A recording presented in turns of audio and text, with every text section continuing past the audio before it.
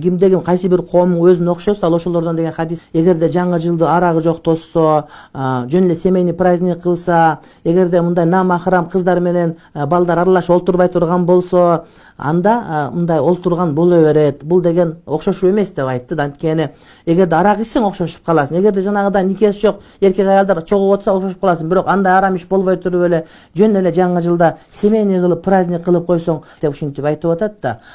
Бул туура эмес. Чүнүгү анткени ошол 31-декабрь күнү ошол жаңы жыл тосуп атам дегендерге окшоп чогулуп олтуруп ошол күндү майрамдык маана кылуунун өзү ошолорго окшошуу деген сөз. Анткени арак ичүү арам экендиги ансы деле белгилүү. Зына кылган ансы деле белгилүү. Бирок эмне үчүн 5-декабрда эмес, 15-декабрда эмес, дал ошол 31-декабрда отурганың ошол күндү улуктап аткандарга кошулуп атканың, демек ошолордонсуң деген хадис ушуга туш келет. Хадисти түшүнгөндө толук түшүнүш керек. Адам